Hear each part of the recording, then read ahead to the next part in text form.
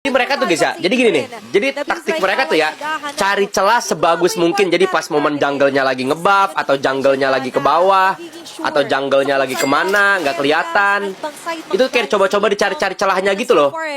Nah, dia malah ke tengah situ, idiot. Astagfirullah. Sama-sama tukar satu sih, tapi tukar mid guys. Tukar mid, sama-sama tukar roam. Nah kan, jadi gerakan dia ke atas ini tuh buat ngegas kalau misalnya mereka ngelord guys nih. Cari-cari lagi. Gak buru-buru ngelord cok. Udah biasa PH Sting dari zaman dulu begitu guys. Diemut itu lord sampai besok anjing. Sa dinami-dami ng dash, hindi nakaligtas. Gue pas zaman gawe anjing kapan perangnya ini ya. Udah gak sih mulai. Mereka nggak ada reti aja, nggak bener-bener pengen lord doang guys. Bener-bener pengen bantai. Bisa mungkin.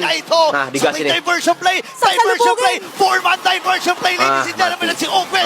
At inunan ng super family. Index na natin si Flap TZ.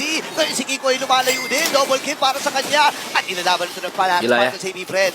Lama-lama ntar malah kalah guys. Perang ini ayo weh. Keranya udah dapet itu.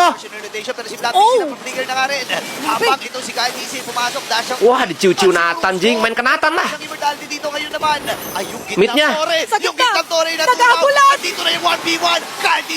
Wah gelo. Napap na rin yung immortality. At ito na nga ata nalalapit na pagtatapos. Wah mati guys. Anjing gimana tadi tuh perangnya babi.